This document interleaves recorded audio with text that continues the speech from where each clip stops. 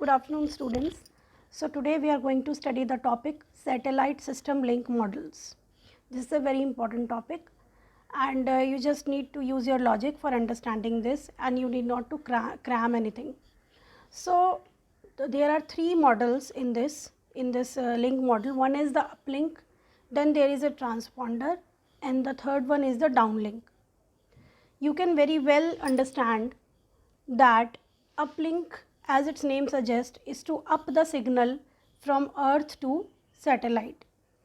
Then transponder lies in the satellite, which will receive the signal and then further will transmit to the other part of the earth station or the other part of the earth where the earth station on the ground is going to receive it. So uplink model is at the one side of the earth from where the signal is going to be transmitted. Satellite's transponder is going to catch it and again going to transmit, which is going to be received by the another earth station on the earth via downlink. So uplink model is to up the signal, downlink model is for receiving the signal from satellite, and transponder is on the satellite. I think this basic thing is cleared. Now if we look at the block diagram of one particular model and just basically understands what all things we require, then you will be able to understand all the block diagrams of all the three models. So, and I think previously as well, whenever we have done the modulators or the transmission of a signal, whether it is the analog communication or the digital communication, you have seen the components. For example, like the modulator or the band pass filter, then the mixer, then it's going to be attenuator, and then the high power amplifier. So all these similar components are going to be used in these models as well. So just understand the basic thing, that how a signal has to be transmitted. Then just imagine when you will receive a signal, what are you going to do with that signal, and then in what form you would like to transmit it back to the earth. If you will understand the basic, you will be able to understand everything. So let's start with the block diagram of uplink model. As you can see on the screen or in your notes, the uplink model is consisting of, first of all, the modulator, which obviously is used to modulate the signal. Then there is a BPF, which is a band pass filter. Then there is this assembly is up converter, which is consisting of mixer, band pass filter and microwave generator, and from that it is going to the high power amplifier, and from there the signal is going to send to the satellite. So now let us understand step by step the function of each box. So just see your notes or just see the screen. First box is the modulator. What is the modulator doing? Modulator converts the input baseband signal to either FM, PSK or QAM and generate intermediate frequency. You all know what is an intermediate frequency. We have studied this in our earlier units. So basically modulator is going to modulate at the input baseband signal or the input analog signal, as you can see in the diagram, baseband in FDM or PCP or TDM, you can see that in the diagram. So there is a baseband signal which is either frequency division multiplexed or the time division multiplexed or PCM. So there are signals who are multiplexed and given to the modulator. Now modulator first of all going to convert the input baseband signal to the modulated signal, and then it's going to generate its intermediate frequency. Then the next box is the band pass filter. Next component is BPF. So band pass filter is used for filtering the modulated IF signal. Then this assembly up converter converts the IF to an appropriate RF carrier frequency signal using a mixer. RF signal from the microwave generator is used as a carrier input to the mixer. The RF signal after passing through the band pass filter is fed to the high power amplifier for providing adequate gain and output power to propagate the signal to satellite transponder. So basically सबसे पहले modulator is going to modulate the received analog signal, then that signal is going to pass through the band pass filter, which will filter the modulated IF signal. Whatever frequency we need for the signal to transmit, that's going to filter that signal into that frequency. Then this assembly of up converter will convert this intermediated signal to a particular RF frequency signal using a mixer. So mixer is going to mix, you can see as well as in the block diagram that the output of the band pass filter is going, that is intermediate frequency is mixed by the mixer with a microwave generated some carrier frequency. So you get the output as a RF signal, right? RF signal from the microwave generator is used as a carrier input to the mixer. So carrier input from the microwave generator and your IF signal is going to be mixed by the mixer, and then the output signal is going to be filtered through the BPF, which is a band pass filter. Again, the obtained mixed signal is going to pass through the band pass filter and is fed to the high power amplifier finally. Ab high power amplifier, what is its function? To amplify the resultant signal to a higher power. So that it can provide the adequate gain and the output power. Zyada power and adequate gain is required so that the signal has to cross the entire atmosphere and to overcome the entire interference and to reach the satellite transponder. Okay, so first part is over, that this is our uplink model. Now the signal is received, has to be received by the transponder in the satellite. So you can see in the block diagram that input is the signal from earth station. So first it goes to the band pass filter. Again understand that every block diagram is having three parts. First is your filter, then it is your amplifier, then it's going to be some another frequency translator, or you can say some other assembly in which there will be a mixer and oscillator and again a band pass filter, and then again at the output it's going to be amplifier. So if you notice that every block diagram consists of three parts. Let's see in the uplink model, you have first modulator. This is quite obvious that for transmission you first need to modulate the analog signal to the desired form, and then see again there is a band pass filter to generate the IF frequency. Then it is going to a mixer in which that signal is going to have the frequency that is up to the carrier frequency generated by this microwave generator. Then the resultant signal is going to the band pass filter and the final signal is going to the high power amplifier. So let's see the next diagram, which is of the transponder. Again you can see that the received signal is going through the band pass filter, right? You can see the band pass filter. Then it is going to the low noise amplifier. Again then there is a mixer and microwave oscillator. Then the resultant signal again going to the band pass filter, and output signal finally is going to the low power amplifier, and then it is transmitted. Now let's just see the third block diagram. See, downlink also has, first is the band pass filter, it is going to filter the signal, then there is a low noise amplifier again, and then there is a mixer and microwave generator, then a band pass filter and demodulator.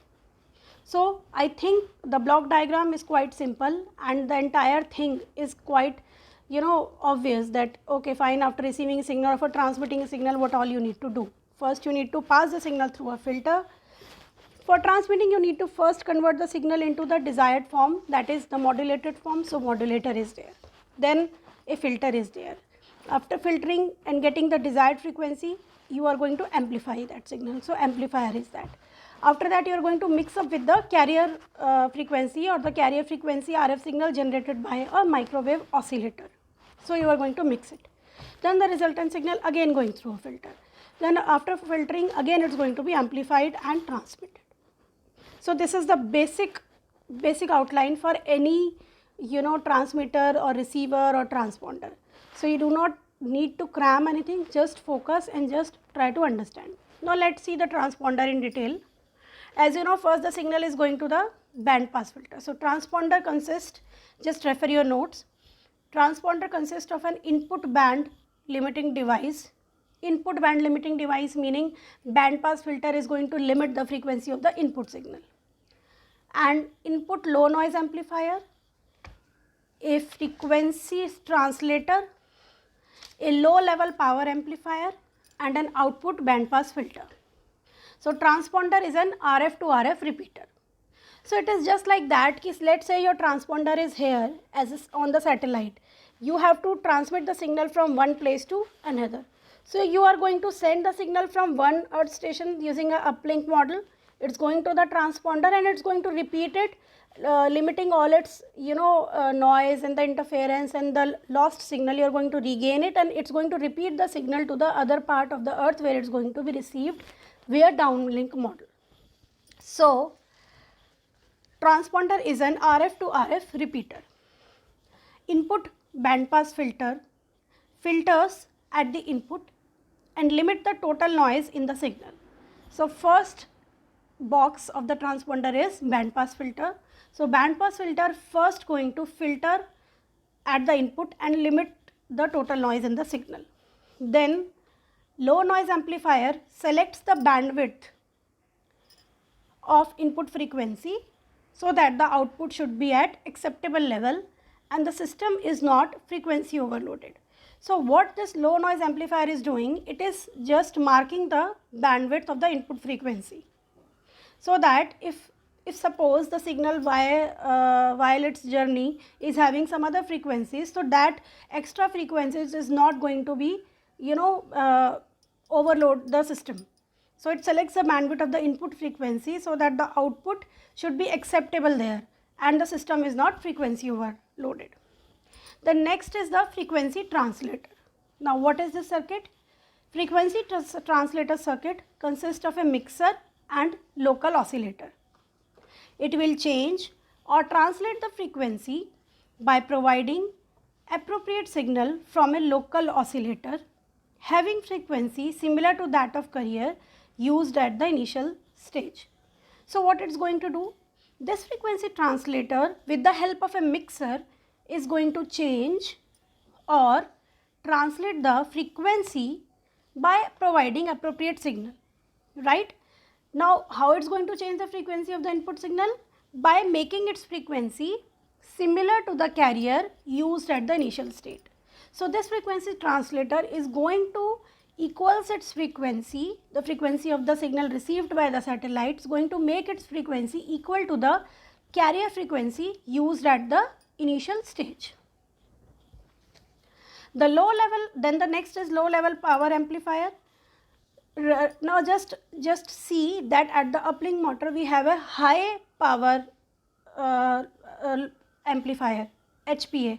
Here in the transponder we are using low level power amplifier. So we will come to it ahead ki why we are using high power there and low power here. The low power amplifier at the output stage amplify the signal to an appropriate amount such that it can be easily received at the receiver earth station. So amplifier usually just amplifies the output signal by the appropriate amount so that it can be easily received by the earth. Traveling wave tubes is commonly used as a low power amplifier, just an example. So now our signal which was received by the satellite was again sent to the earth station back on the earth. So now we are going to use the downlink model. So just see the downlink model. You can see the block diagram and easily can guess what it's going to be the function. First of all, the received signal is going through the band pass filter. So band pass filter restrict the signal to the specified band by removing the noise and other interference signals that may arise due to communication process. So while the signal was returning from satellite to earth, this band pass filter is going to remove those noise and the interference signals that the signal might have picked on its way. Next is the low noise amplifier. Low noise amplifier will amplify the signal and remove the noise if not removed by the band pass filter. Okay. Then there is a down converter circuit. This down converter circuit is just going to do the things opposite of the up converter. So it will convert the received RF signal into the IF signal. Just remember that in the uplink model we converted the intermediate frequency signal into a RF signal. So this down converter is just going to do the opposite. It's going to convert the received signal, RF signal, into the desired IF signal. So this down converter again consists of a mixer, band pass filter and a microwave generator. So what is the function of mixer? Again, mixer will produce both the sum and difference frequencies from the low noise amplifier and microwave generator, and band pass amplifier is to set so that it can pass the IF band, that is only the difference frequencies. So your down converter has converted your RF signal back to the IF signal. Your band pass filter has limited the frequency of the signal to be as the intermediate frequency. And then the last step is the demodulator. So demodulator is going to demodulate the IF signal into the original baseband or analog signal, right? So this is how a signal is sent from earth to transponder, and transponder on the satellite, and from satellite that signal is again going to be transmitted to some other faraway place on the earth. This is how the TV channels are broadcasted using satellite over the entire globe. Now there are two important questions that arise, which obviously going to come in your exam as a short question or as a second part of your big question. Either it will come as a 3 marks question or it will come as a associate attached question in 15 marks. That just refer your notes, that why the uplink frequency is greater than the downlink frequency in satellite communication. Remember, we saw that in the uplink there was a high power amplifier, and while for the signal from transponder to downlink there was a low noise power amplifier. So uplink, just refer the notes, uplink is for the earth to satellite and downlink is for satellite to earth. So when a signal goes from earth to satellite, it has to pass through the atmosphere, and thus interference may distort the signal and signal may not reach the satellite. Hence, the power of the signal is increased at earth station by high power amplifier, which increases their frequency simultaneously. Fine. So just to make the signal sufficient enough or the capable enough to actually reach the satellite, we need to give it a high power and a larger frequency from the earth just to surpass the interference and noise on the way in the atmosphere till it reaches satellite. So uplink frequency is high. On the other hand, the satellites are in space in one particular orbit, so will need to be as lightweight as possible, because satellite is there in the space in a one particular orbit, and taking the satellite from earth to space is a tedious thing. So it will not contain such high power amplifiers. It should be as light as possible. Hence, a low frequency signal is sent from satellite to earth station. That is why such heavy weight high power amplifiers cannot be installed in the satellite. So hence a low frequency signal is sent from the satellite to the earth station, and then again on the earth station we have high power amplifiers, so to amplify the signal to our desired power and do the desired work. That is why the downlink frequency is low. This was the first question. Now second small thing is, what is the limit of visibility for a satellite? Limit of visibility, you can understand that for an earth station, just refer your notes. For an earth station, in any given location, the earth's curvature establishes the limit of visibility, which determine the furthest satellite away that can be seen looking east or west of the earth station longitude. What it means is that our earth curvature is going to decide कि हमको standing on the earth station which satellite we are going to see easily by looking either at the east or the west. That line of sight till which we can see the satellite is the limit of our visibility or limit of seeing the satellite. Theoretically, the maximum line of sight distance, remember, maximum line of sight distance is achieved when the earth station's antenna is pointing along the horizontal plane. Maximum कितनी दूर तक हम किसी satellite को देख सकते हैं और the limit of visibility achieve कर सकते हैं only when the earth stations antenna is pointing along the horizontal plane. That means in horizontal plane our elevation angle is 0. So the earth station antenna should be along the horizontal plane and it should have a 0 elevation angle.